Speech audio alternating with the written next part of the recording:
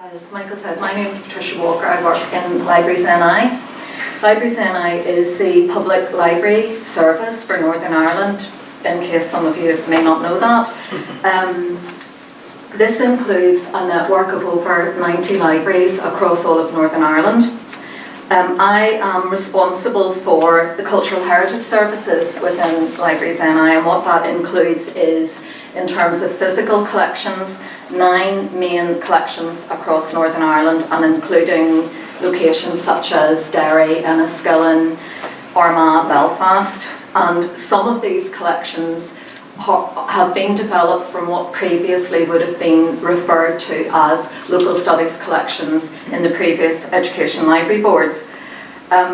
So as well as maintaining and developing these physical collections, which include a range of resources, the Cultural Heritage Service also develops and delivers programmes of events and activities, and we often do this with a range of partners, and particularly in relation to initiatives that we would jointly be contributing to, such as the Decade of Commemorations. We have worked with PRONI informally for many, many years, supporting talks, hosting exhibitions, as I said, working jointly on different initiatives. But in September of this year, a formal memorandum of understanding was signed between Helen Osborne from Libraries NI and Michael Willis from PRONI. So that has committed us to delivering a joint project every year, and obviously in the case of this year it is this joint exhibition. Please don't ask what's happening next year, because we haven't really got that far yet. But anyway, it sort of formalises something that previously, as I say, was quite informal. As Michael said previously, this is an opportunity for us to promote and highlight sort of hidden treasures that a lot of people in Northern Ireland, the general public, wouldn't know existed, certainly in our institution. And because it will be a touring exhibition of libraries, obviously PRONI initially, and then libraries, and hopefully other venues, we hope to reach audiences that wouldn't be traditionally library audiences, so beyond that. So it does present us with a wonderful opportunity to highlight some of these very rare and fine resources. In terms of the contribution from Libraries NI, as Michael mentioned, the material that we sourced for this is from our fine bookroom collection in Belfast Central Library. This represents over 11,000 items of books and other material, archive material and so on, dating right back to the 1400s. So that it is a great opportunity for us to showcase even some of those. And because, as I say, it's travelling, we hope to other audiences, to engage with other audiences that are not the traditional library audiences. Finally, on a personal note, I didn't really do an awful lot in terms of contributing to the actual exhibition. So, as Michael also mentioned, I would like to thank Darren Topping and Catherine Morrow from Libraries NI for their contribution on behalf of Libraries NI. So, I'm going to pass over now to Dr. Glyn Kelso, who will talk in a little bit more detail about why the exhibition came together. Thank you.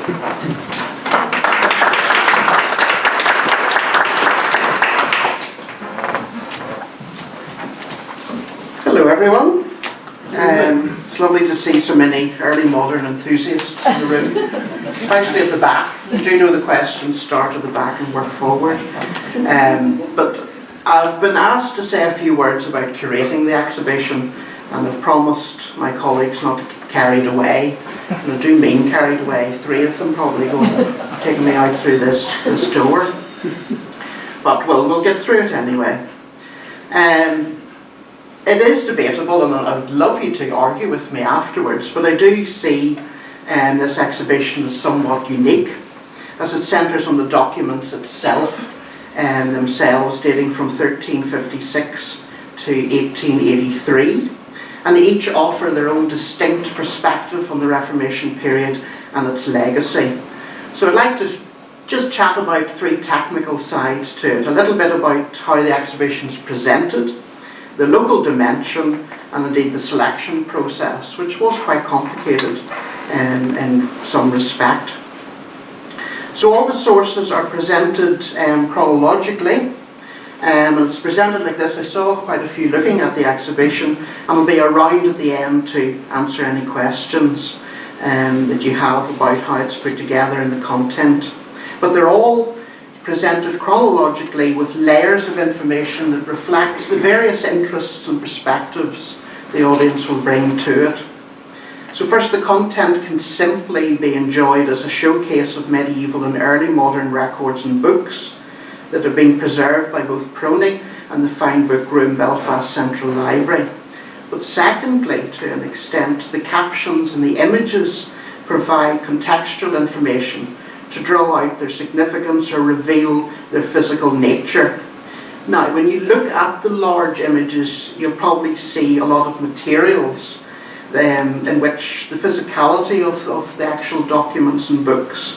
There you'll find goat skin, calf skin, sheep skin, cotton paper, pigments such as iron gall ink, and indeed gold itself, and languages including Latin, Early English, Medieval French, and Phonetic Irish, and handwriting styles ranging from cursive script, Roman text, right through to early modern form. So there's all those technical things that you can explore no matter what level of interest you have. And finally, it's structured in a way that the 40 records and books were selected from hundreds of possible exhibits. And Erin, sitting in the back seat, will actually tell you the hundreds that were looked at to choose 40 out of them. And they were chosen in a way to direct the viewer to make connections between the sources displayed, changes in who authorised the record, what information was being recorded, and how the information was shared over time. So a little bit about the local dimension. My colleagues aren't coming up to ship me off yet. So central to the exhibition is the transformation of the record. You can look at how the record basically changed right through that period. It reflects changes in local authority and who was creating the record, and then it reflects what the record is about. It changes in our physical landscape and the experience of individuals as well during the period, and I would argue possibly as a consequence of the Reformation. So a shift, say, from Latin script to early English form is significant, for instance, in portraying how record keeping for the north of Ireland was transformed in the early 17th century. While looking at the exhibits today, and hopefully you will have time after the talking up at the front to look at the exhibition, dip in and out of the things that interest you, but I would encourage you to identify some of the prominent people, the local places and the practices that appear in the original sources. And to help you along the way, there's a few photographs incorporated into the exhibition that are not from the archive or the Fine Book Room, and they're incorporated to help you visualise the local dimension. They're captured about 10 years ago on a 1954 German camera, so there's a beautiful colour coming through in those as well. So have a close look at those and see if there's one relating to your local area. And finally, the selection process.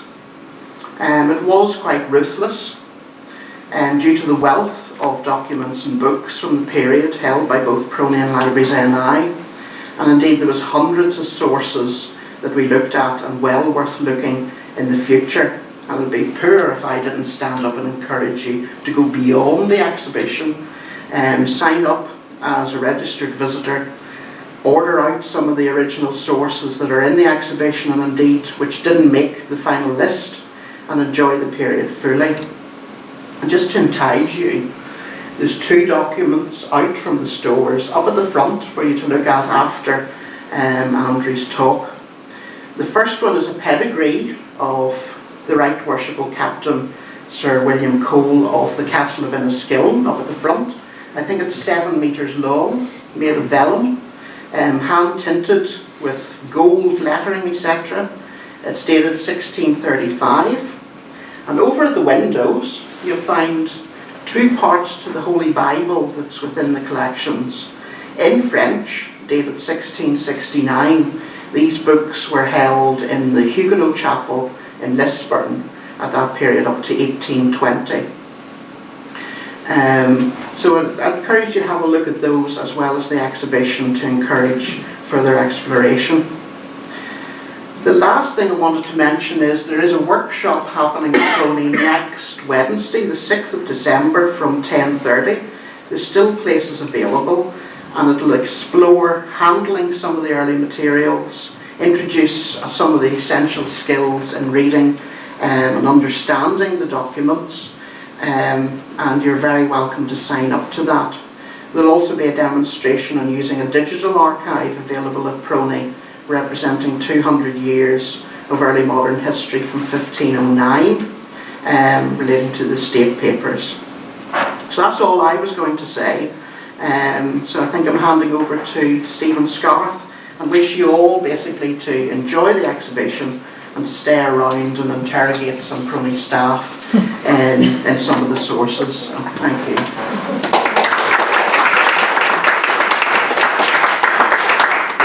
I'm about to invite our final and keynote speaker. Before I say that, one thing that hasn't been mentioned with this exhibition is we couldn't have done this without Libraries NI. The material they had filled the gaps that was very much missing within our collections. Obviously that goes 2 ways. I don't think Libraries NI could have done something equally, so very much it's a collaborative project that worked, and which we certainly value. Okay, I'm now going to introduce Dr. Andrew Snedden. Andrew is the author of 3 very important books. One on Bishop Francis Hutchinson, who actually appears in our exhibition, and I suspect Andrew will be mentioning Dr. Hutchinson later. He's also author of The Ireland McGee Witches, a seminal piece of work on the witch trials, also Ireland's only mass witch trial, and he's also the author of a book on magic and for the 16th, 17th, early modern period. So it's my pleasure now to ask Andy to come up and give us a presentation. Thank you. Thanks very much. So I'd like to thank PRONI and Libraries NI for inviting me to launch this today. This wonderful exhibition, which considers the impact of the Reformation, I think, on the Western world, mediated through the Irish experience.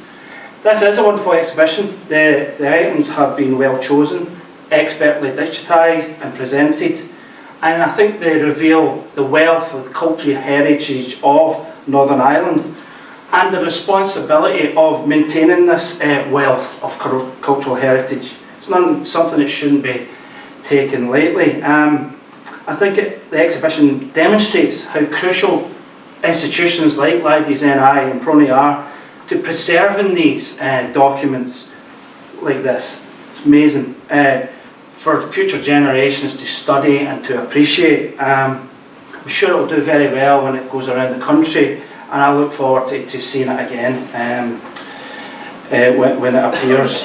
I'm not going to give you a lecture on the Reformation per se, right? Starting with the Lutheran Reformation in Germany and how it was interpreted by other reformers such as John Calvin. I want instead to give you a personal response to the exhibits. Of course, I'm going to mention the Reformation. It's everywhere, as this exhibit shows. It's an exhibition that strikes chords with my research and my teaching over the years. But I had to limit it to a few key documents, a few key themes. You know, I'll be here all week, right?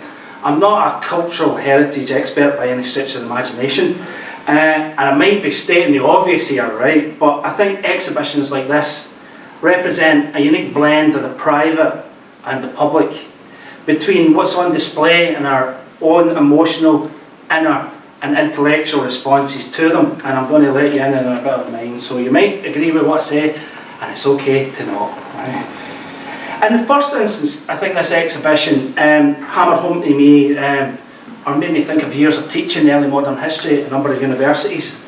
In particular, how fundamental the understanding of the Reformations are to the early modern period. When I get students into UU, and it's not a recruitment exercise, don't worry, but when they come to Ulster University, one of the first modules they do is early modern Britain and Ireland. And the first 2 lectures I give them are on Europe, which throws them a bit, and it's the Reformations. In these lectures I talk about the doctrine, liturgy, ecclesiastical structure of the pre-Reformation Catholic Church, along with patterns of worship and church discipline, all of which were changed, reorientated, realigned to some extent during the Protestant Reformation and the Catholic Church's response to it, the Counter-Reformation. This complex, unified yet regionally stratified pre-Reformation church and its manifestation in Ireland is reflected here in the exhibition perfectly by the register of the Archbishop of Armagh, Milo Sweetman, 1356 to 1380. This document highlights the occasionally uneasy, as it's pointed out in the boards, relationship between members of the Catholic Church and Gaelic society they had to integrate with, and especially as rulers. As the exhibition rightly points out, it's written in Latin, and it's indicative of a shared language, a shared but not homogeneous language and literary culture of papal power, royal government and church authority. But see, when I'm teaching the Reformation, I try to hammer home some fundamentals, right? The fact that it divided Christendom for the first time in centuries. The fact that it gave rise to, perhaps accidentally, to religious pluralism, shaped individual, community and national identities. The rise of the godly state, for example. It intensified and transformed a number of intellectual and cultural developments, already realigning, talking Renaissance here, how people understood God and the world around them. I go into the stuff that I'm interested in. So I talk about Catholic and Protestant views on angels and demons, demonic possession, different views on exorcism, different views on ghosts. Yes, the Protestant Catholic ghosts. The nature of the afterlife and the existence of purgatory. Also, you have to explain why I call it the Reformations. Reformations happened in different ways at different times in different parts of Europe, some not at all. I discuss the reasons for this, whether it's political and economic expediency, technological advance, printing press here, movable type, paper making, like Glenn talked about, and for cultural reasons related to the urban elites and Renaissance humanism. Big words, but you know, we can talk about them later. This, of course, leads on to old stamping grounds. When and why did the Reformation fail in Ireland? Was it at the tail end of Elizabeth's reign in the late 16th century? Was it the mid-17th century? Or even in the 18th century? I think the historiographical pendulum of what historians are writing is currently swinging towards the earlier period, especially in the work of Henry Jeffreys.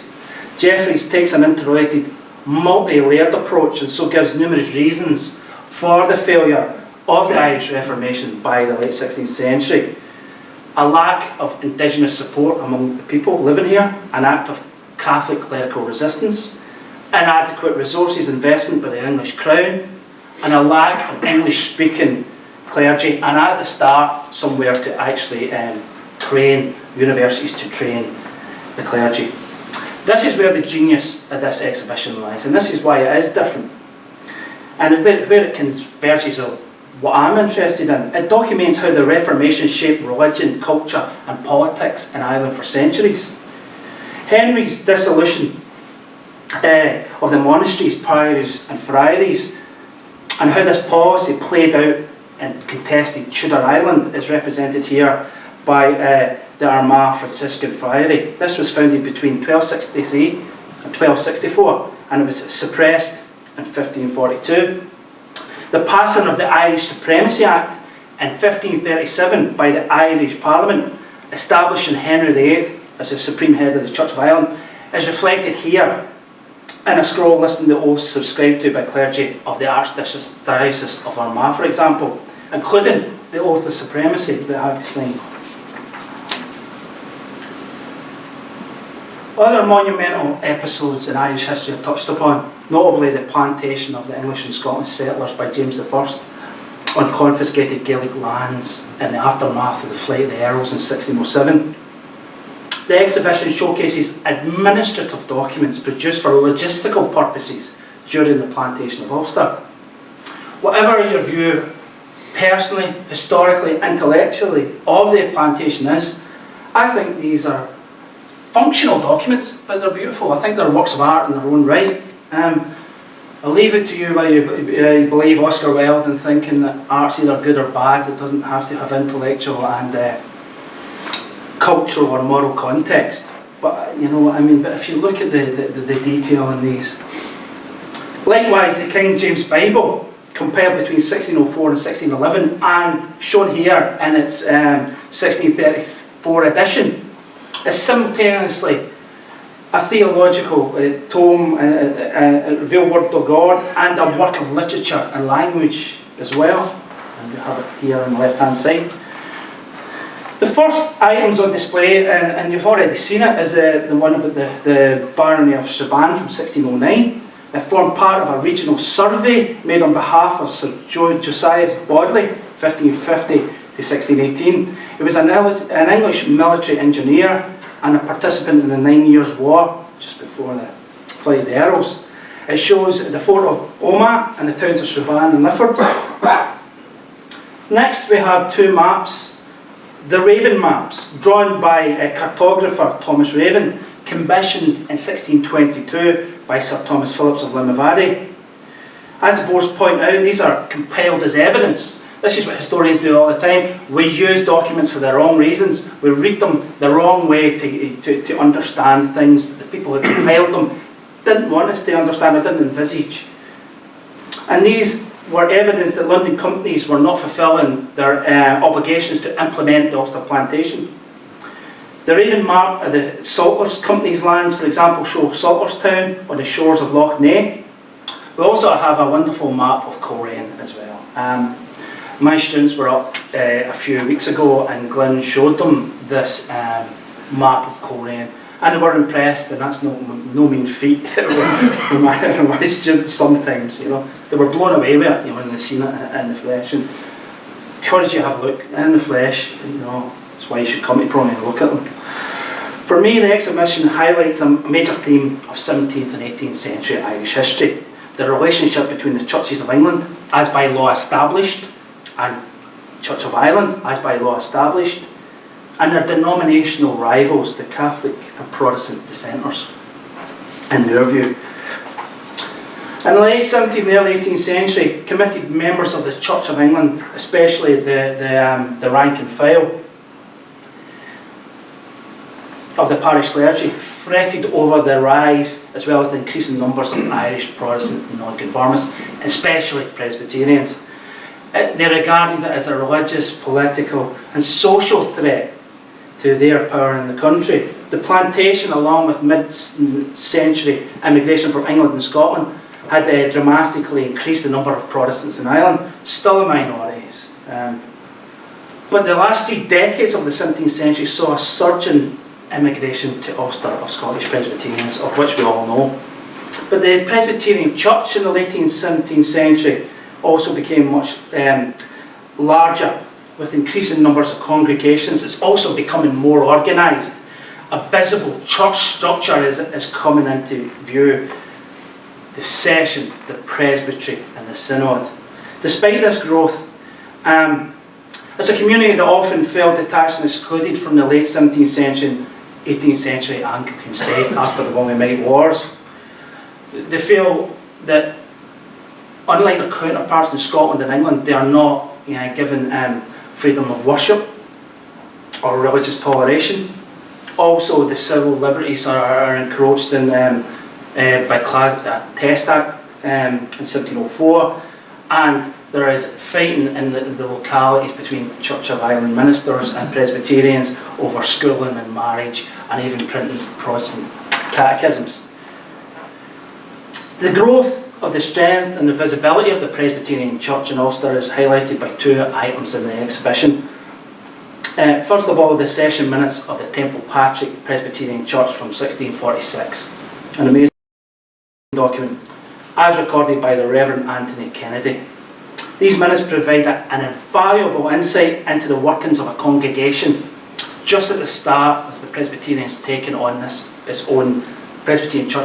its own identity. Also, how it morally disciplines its flock, and it also details income and expenditure. The second item I think is very important. This is, and it's the restoration of the Regium Donum in 1690 by King William III, who, is the head of a Church of England, but is a Calvinist Protestant dissenter himself. This was an invaluable bounty paid to Presbyterian ministers, first out of the royal purse and then Parliament. And the restoration of this bounty is followed later by the establishment of the top tier of the Presbyterian Church, the Jesuits of Ulster. And as I come into the last bit of this talk today, the later 17, and I know that I'm an early modernist, and early modern history I think is skimmed over a lot. I would say that anyway. I go into the 19th, 20th century sometimes with my work, but this is where my heart lies. In the later 17th and early 18th century, Irish Protestants also grappled with the effects of the Reformation. The cessation of hostilities, as we've said, in the early 1990s saw the emergence of an Anglican Protestant ascendancy. And the grip that it had on economic and political power in Ireland is something that historians are constantly discussing. But what is sure is that many Protestants are still worried about both the threat posed by the majority of Catholic Irish population to the established church and state, but also they're worried about the religious condition of the country, that they felt that conversion would help, that it would bring people over to the right faith.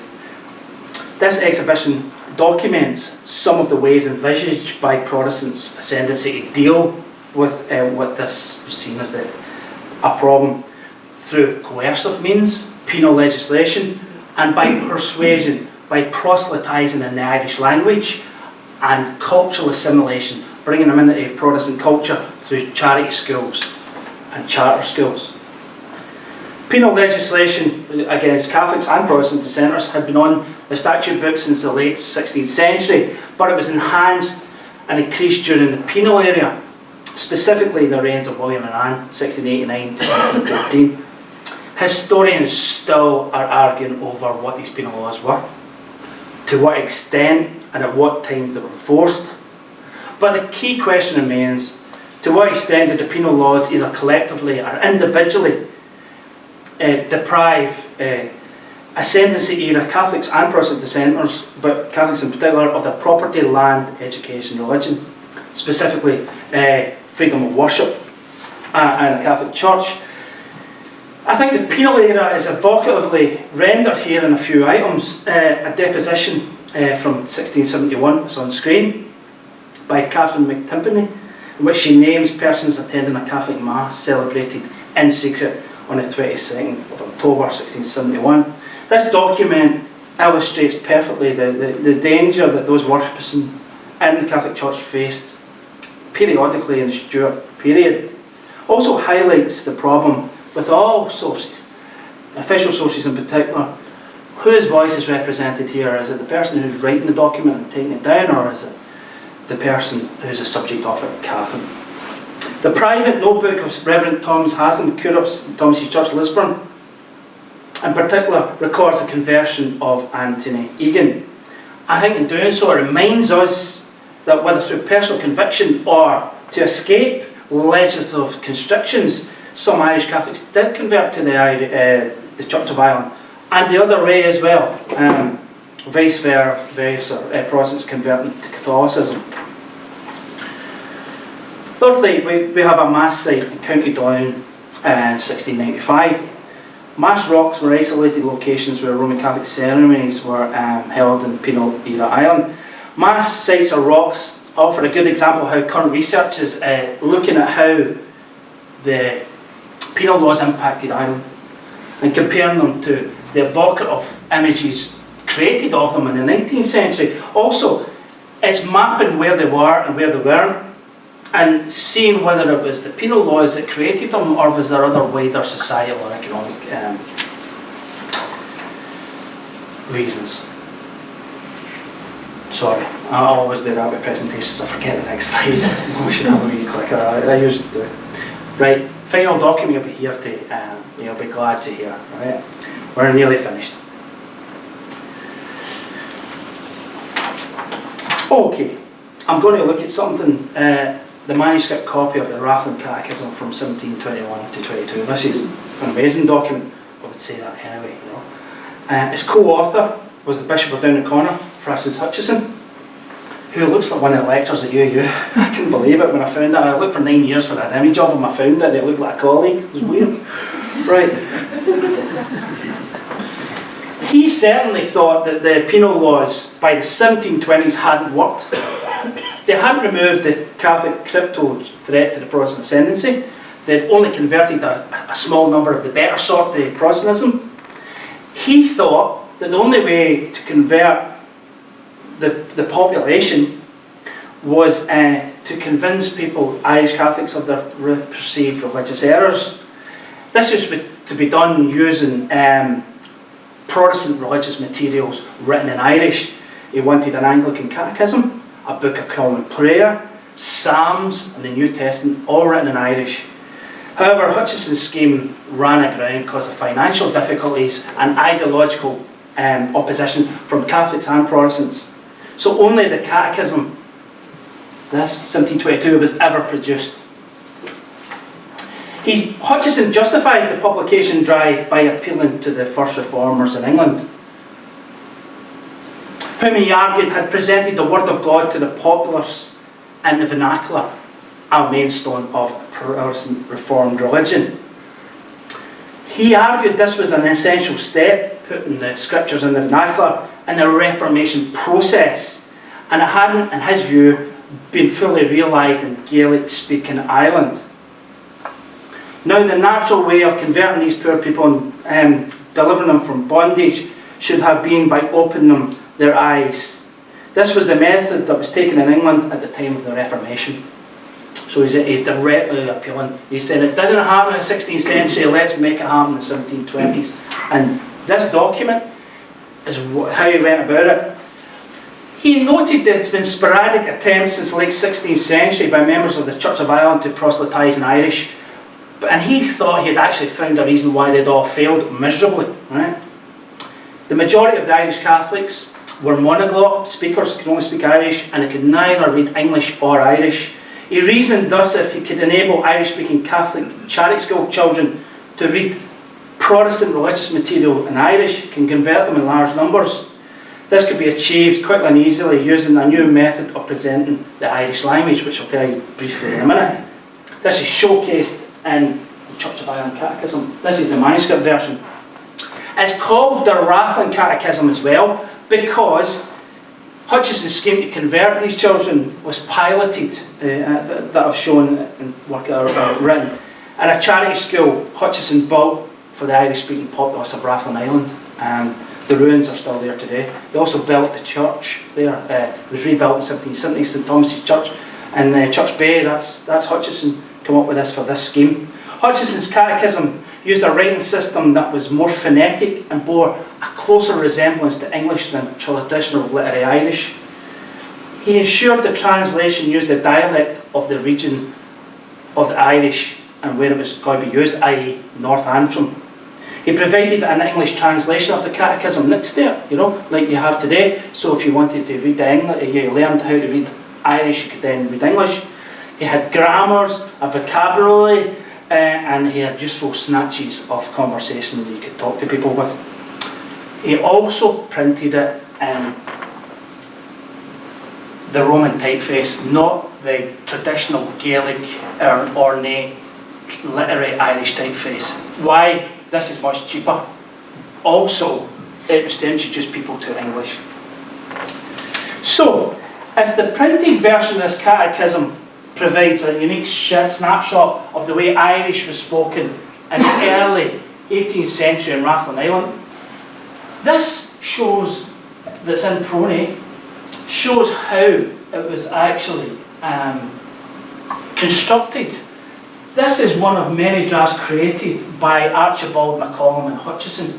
Archibald MacCallum was probably involved, I'm fairly sure he was, and he was an Irish speaking, well, he learned Irish through Gaelic Scots, speaking clergyman in Hutchison's diocese, and he took several attempts to get this into this phonetic form of Irish, and this is, you know, not as phonetic as this one, so you can actually see the working out of producing this, and that is so rare in the early modern period. Seeing how something that is actually constructed, the process of doing it, and so it is amazing. So whenever I see this Rathlin Catechism, it causes an immediate response. I've not looked at it for years, right? But it's not just historical, intellectual, but personal. Bishop Hutchison was a subject in my PhD, my first book, as Stephen said. My first journal article was on the Rathlin Catechism. I came to Northern Ireland to look at this in PRONI. I ended up switching to Irish history, getting a job at PRONI, first job, my postdoc at Queen's, meeting my wife. That was, when was that? That was before that, right? Sorry, that was before PRONI, right? Chronology is very important in history.